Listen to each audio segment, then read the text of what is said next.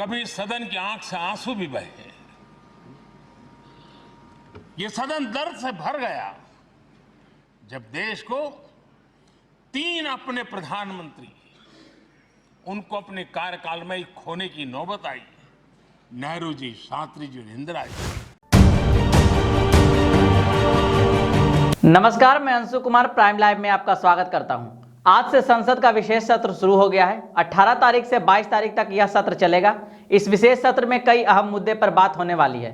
One nation one election, Bharat बनाम India जैसे कई मुद्दों पर इस स्पेशल सेशन में बात होने वाली है। लेकिन इस बीच प्रधानमंत्री नरेंद्र मोदी का भाषण सुनने लायक है, क्योंकि इसमें इन्होंने पंडित जवाहरलाल नेहरू के बारे में भी बातें बताई है। पीएम नरेंद्र मोदी ने कहा कि पुराने संसद भवन से कई यादें जुड़ी हुई है, यहां से जाना एक भावुक पल है। हम सब इस ऐतिहासिक भवन से विदा ले रहे हैं। आज़ादी से पहले यह सदन काउंसिल का स्थान हुआ करता था, लेकिन देश आज़ाद हुआ तो इसे संसद भवन के रूप में नई पहचान मिली। पुरानी संसद भवन में पीएम नरेंद्र मोदी ने अपने आखिरी भाषण में चंद्रयान 3 से लेकर G20 शिखर सम्मेलन की सफलता का भी जिक्र किया। आदरणीय अध्यक्ष महोदय, आजादी के बाद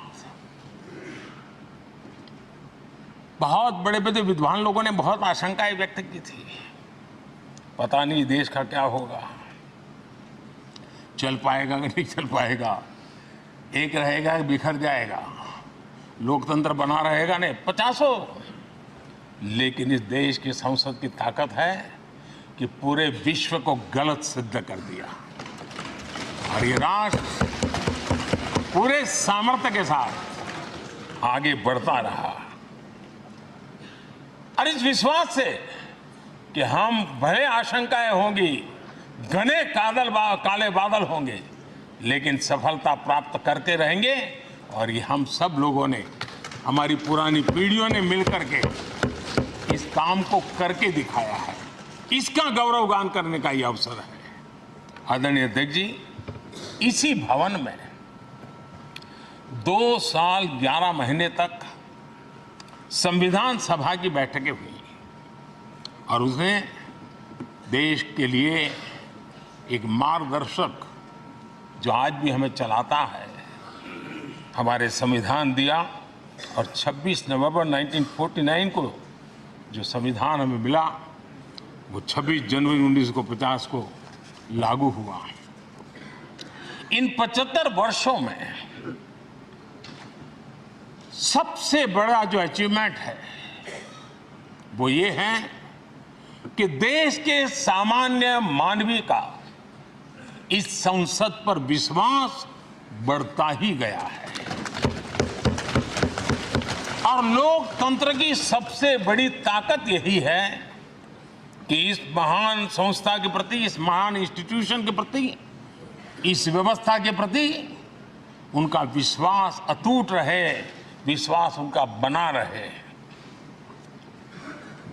इन 75 वर्षों में हमारी संसद ने जन भावनाओं की अभिव्यक्ति का भवन भी बना दिया। यहाँ जन भावनाओं की पुरजोश अभिव्यक्ति और हम देखते हैं राजेंद्र बाबू से लेकर डॉक्टर कलाम, रामनाथ जी कोविंद और अभी द्रौपदी मुर्मू जी, इन सब के संबोधन का लाभ हमारे सदनों को मिला है, उनका मार्गदर्शन मिला है। आदरणीय अध्यक्ष जी, पंडित नेहरू जी, शास्त्री जी, वहां से लेकर के अटल जी, मनमोहन सिंह जी तक एक बहुत बड़ी श्रृंखला जिसने इस सदन का नेतृत्व किया है और सदन के माध्यम से देश को दिशा दी है, देश को नए रंग रूप में ढालने के लिए उन्होंने परिश्रम किया है, पुरुषार्थ किया है। आज उन सब का गौरवगान करने का भी अवसर है। आदरणीय अध्यक्ष जी,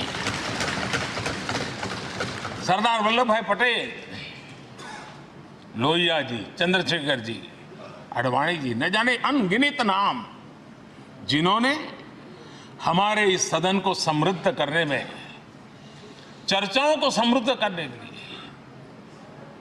देश के सामान्य से सामान्य व्यक्ति की आवाज को ताकत देने का काम इस सदन में किया है। विश्व के भी अनेक राष्ट्राध्यक्षों ने हमारे इन सदनों को संबोधित करने का भी अवसर आए हैं और उनकी बातों में भी भारत के लोकतंत्र के प्रति आदर का भाव व्यक्त हुआ है। आदरणीय अध्यक्ष जी, उमंग उत्साह के पल के बीच भी कभी सदन की आंख से आंसू भी बहे। ये सदन दर्द से भर गया जब देश को 3 अपने प्रधानमंत्री उनको अपने कार्यकाल में ही खोने की नौबत आई। नेहरू जी, शास्त्री जी और इंदिरा जी। तब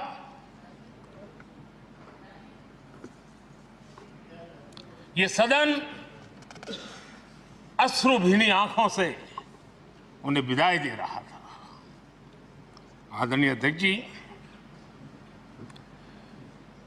अनेक चुनौतियों के बावजूद भी हर स्पीकर ने, हर सभापति ने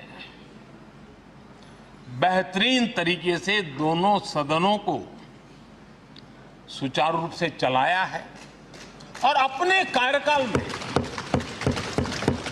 उन्होंने जो निर्णय किए वो निर्णय मावलंकर जी से काल से शुरू हुए हो या सुमित्रा जी के कालखंड के हो या बिरला जी के, आज भी उन निर्णयों को रेफरेंस पॉइंट माना जाता है।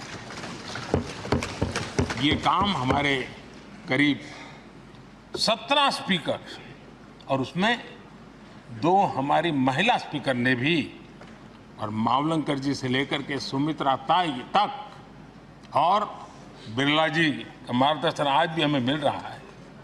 हर एक ने अपनी अपनी शैली रही है, लेकिन उन्होंने सबको साथ लेकर के नियमों कानूनों के बंधन में इस सदन को हमेशा ऊर्जावान बनाए रखा है। मैं आज उन सभी स्पीकर महोदय को भी आज वंदन करता हूं, अभिनंदन करता हूं। चलिए बताते हैं पीएम नरेंद्र मोदी ने अपने भाषण में क्या क्या बातें कही हैं। पीएम नरेंद्र मोदी ने लोकसभा में पुराने संसद भवन का जिक्र करते हुए कहा कि इस परिसर के निर्माण का फैसला भले ही विदेशी शासकों ने किया था, लेकिन इसका निर्माण भारत के लोगों की कड़ी मेहनत, पसीने और धन से किया गया था। उन्होंने कहा कि इन 75 वर्षों में अनेक लोकतांत्रिक परंपराएं बनी और इसमें सभी ने योगदान दिया है। प्रधानमंत्री नरेंद्र मोदी ने कहा कि हम नई इमारत में जा सकते हैं, लेकिन पुरानी इमारत भी आने वाली पीढ़ियों को प्रेरित करेगी। उन्होंने कहा, पुराने संसद भवन को अलविदा कहना एक भावनात्मक क्षण है, इसके साथ कई खट्टी मीठी यादें जुड़ी हुई है। यह भारत की यात्रा का एक महत्वपूर्ण अध्याय है। नए परिसर में जाने से पहले इस संसद भवन से जुड़े प्रेरणादायक क्षणों को याद करने का समय आ गया है। प्रधानमंत्री नरेंद्र मोदी ने राष्ट्रीय राजधानी में हाल ही में संपन्न G20 शिखर सम्मेलन की सफलता का श्रेय देश की समस्त जनता को देते हुए सोमवार को कहा है कि यह किसी एक व्यक्ति या किसी एक पार्टी की सफलता नहीं है। पीएम नरेंद्र मोदी ने लोकसभा में संविधान सभा से शुरू हुई 75 वर्षों की संसदीय यात्रा, उपलब्धियां, अनुभव, यादें और सीख विषय पर चर्चा की शुरुआत करते हुए कहा कि यह हर किसी के लिए जश्न की बात है। G20 की सफलता 140 करोड़ भारतीयों की सफलता है, किसी एक व्यक्ति या एक पार्टी की नहीं है।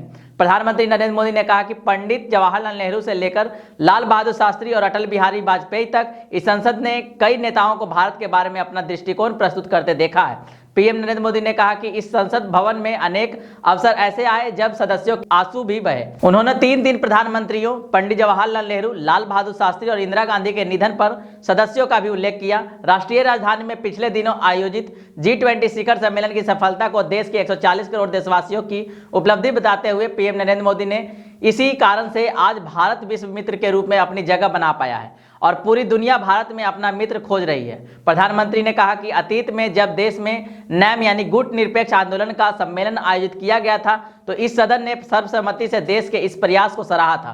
उन्होंने कहा कि आज भी इस सदन ने G20 सम्मेलन की सफलता को सराहा है, जो 140 करोड़ देशवासियों की सफलता है, भारत की सफलता है। हम सबके लिए गर्व की बात है कि आज भारत विश्व मित्र के रूप में अपनी जगह बना पाया है। पूरा विश्व भारत में अपना मित्र खोज रहा है। पीएम नरेंद्र मोदी ने आगे कहा, मैं इस भावनात्मक पल को भूल नहीं सकता हूं। अफ्रीकी संघ के अध्यक्ष ने एक साक्षात्कार में कहा था कि ये ऐसे पल थे कि मैं बोलते बोलते रो पड़ूंगा। उन्होंने कहा कि भारत के प्रति शक करने का स्वभाव भी कई लोगों को बना हुआ है, जो आज़ादी से चला आ रहा है। इन्होंने यह भी कहा कि कुछ लोगों ने इस बार भी यही कहा था कि सम्मेलन के बाद कोई घोषणा पत्र जारी नहीं किया जाएगा, ऐसा होना असंभव है, लेकिन भारत की ताकत है कि वह भी हुआ और विश्व सर्वसम्मति से आगे रोड मैप लेकर आगे बढ़ा है। उन्होंने कहा कि भारत की समूह की अध्यक्षता नवंबर के आखिरी दिन तक है और हम इस समय का उपयोग करेंगे। इसी श्रृंखला में भारतीय संसद अगले महीने G20 के सदस्य देशों की संसद के पीठासीन अधिकारियों यानी P20 के सम्मेलन की मेजबानी भी करेगी। प्रधानमंत्री नरेंद्र मोदी ने सभी सांसदों से संसद के विशेष सत्र में अधिकतम समय देने का आग्रह किया। 5 दिवसीय विशेष सत्र में शुरू होने से पहले संसद भवन के बाहर मीडिया को संबोधित करते हुए उन्होंने कहा कि मैं सभी सदस्यों से आग्रह करता हूं कि वे संसद के इस विशेष सत्र को अधिक से अधिक समय दें। उन्होंने कहा कि संसद का यह सत्र अवधि में छोटा हो सकता है, लेकिन मौके पर बड़ा है। यह ऐतिहासिक विकास का सत्र है। पीएम नरेंद्र मोदी ने भारत के चंद्रमा मिशन और G20 बैठक की सफलता पर टिप्पणी करते हुए कहा कि शिव शक्ति पॉइंट, जो कि चंद्रयान 3 का लैंडिंग स्थल था, प्रेरणा का एक नया केंद्र बन गया है। तिरंगा पॉइंट, जो चंद्रमा के दक्षिणी ध्रुव के पास चंद्रमा पर स्थान, जहां चंद्रयान 2 का लैंडर विक्रम दुर्घटनाग्रस्त हो गया था, हमें इस गर्व के पल से भर देता है। उन्होंने कहा कि देश में उत्सव उत्साह का माहौल है, देश के एक नए आत्मविश्वास का अनुभव भी कर रहा है। आज की वीडियो को यहीं पर समाप्त करते हैं। वीडियो पसंद आई हो तो वीडियो को लाइक करें, हमारे चैनल प्राइम लाइव को सब्सक्राइब कीजिए और इस वीडियो को शेयर भी करें। धन्यवाद।